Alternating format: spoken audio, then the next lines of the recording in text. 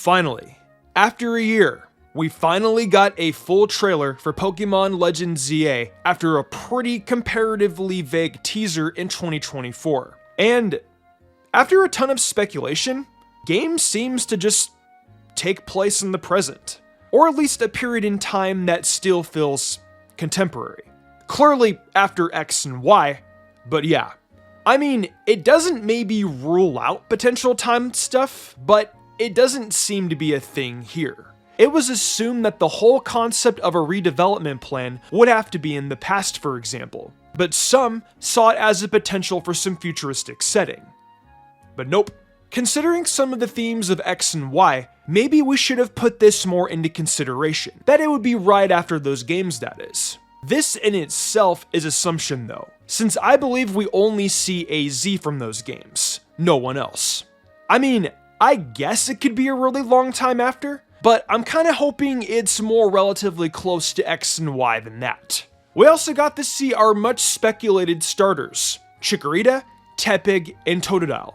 Honestly, a little weird to see two Johto Mons in one Unova as a combination, but I'm fine with it. Something feels a little ambitious about the choices to me, but we all know they're going to have a twist with them in some way. I'm not sure if we'll get variants like we did in Legends Arceus, but we almost certainly will see Megaforms. And the most exciting thing may actually be what their typings may end up becoming. I'm at a bit of a loss when it comes to what Ember could change into, since Venusaur, they could keep the typings the same. But is there any chance that Meganium doesn't become a Grass Fairy type?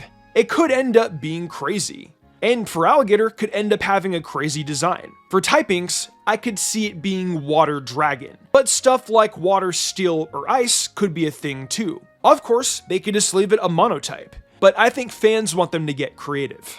Now's a good time to talk about the protagonist designs too. The male and female designs both had basically the same outfit in Legends Arceus, and again in Scarlet and Violet. So I wasn't surprised to see how similar they were here. But I'm glad their default look is not exactly the same. I do wish their outfits had more of their own personality though. I mean, look at X and Y's two choices. Serena and Calum look completely different, and it's great. But I understand they want you to use the custom options these games offer now, but if you ever browse like fan art in social media, how often do you see the Scarlet and Violet protagonists being drawn for fun?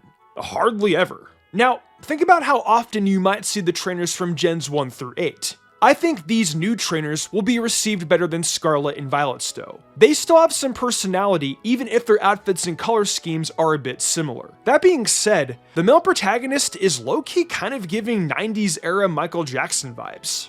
The friend/ally character, ironically, despite mirroring the design of the player characters, have been way more well received and kind of feel more in line with how the two character choices would usually have their own individual personalities in their design. That being said, I do hope for our own characters, the customization options are at least better than what we have for Scarlet and Violet.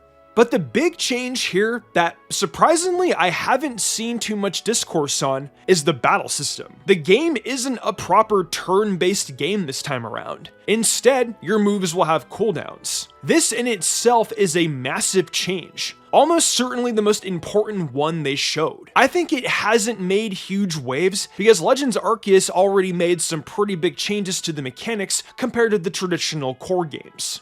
And yes, I know these Legends games are also technically mainline entries, but they're clearly different from the traditional games that establish a generation like Scarlet and Violet. If you are worried that this is going to be some permanent change to Pokemon's turn-based combat, I don't see it happening. I still see the primary mainline games keeping the original turn-based system with some new mechanics like Terra or Z-moves or whatever, while the Legends games will continue to do their own bigger twists and changes. I could be wrong, I guess, but right now, that's how I assume it will be.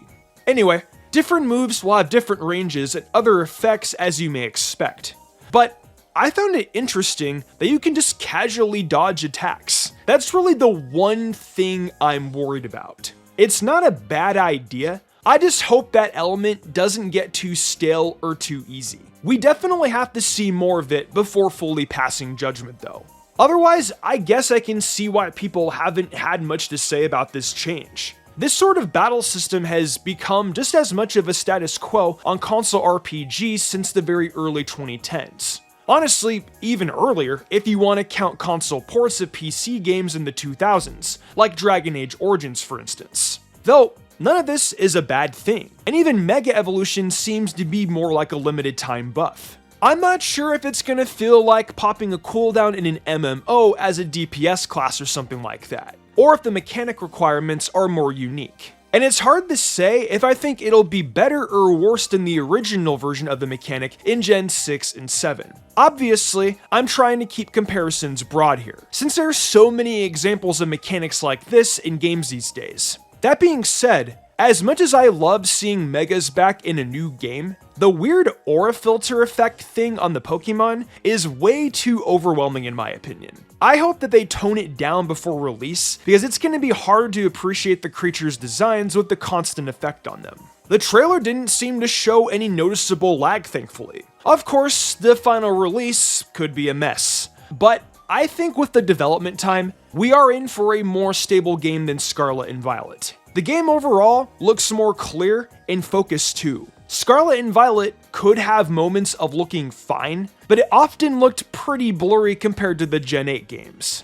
This doesn't seem to be an issue in ZA either, based on what we can see. The art direction has also changed slightly. Some of the details on the Pokemon seem a bit more basic, but again, more clear thanks to the game just running better. They're also less desaturated, which I'm pretty happy about. I'm all for going more experimental with the color schemes of these games, but I really think the paler look of Scarlet and Violet's Pokemon models didn't sit well with most fans. With the game coming out way later this year though, they're likely to make some more subtle tweaks before release.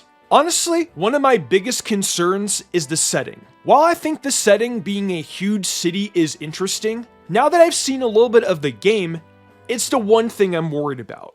A part of me hopes we can go to places other than just Lumios. But even if it's just the city, I hope it manages to have really distinct areas. Even though Scarlet and Violet had a big map, not all the areas feel too different from each other. So I hope the game's art direction pulls through and makes the city feel very diverse with its many areas. Even though the wait for this trailer felt so long, I do have to admit that it left a little bit to be desired, but I'm not entirely sure why.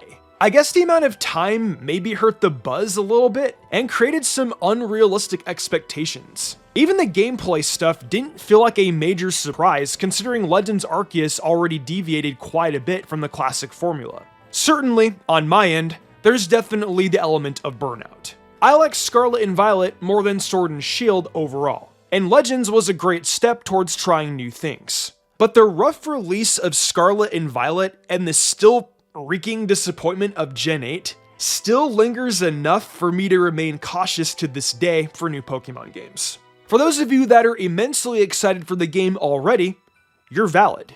There's quite a bit to still be optimistic about with what was shown, and I think they're still sitting on a ton of stuff from the game that they want to show us. And of course, there's more to modern Pokemon than the most recent core game. Maybe that Pokemon Champions game will scratch a certain itch for people who mostly like the series for battling, for example. When Pokemon Legends ZA comes out, you guys know dang well we're going to be covering it heavily. Teams, rankings, opinions, everything like always. But what about you guys? How'd you feel about the trailer? On a scale of 1 to 10, how optimistic are you about ZA? Also, which starter are you picking? Let me know your thoughts down below. I'm curious to hear them.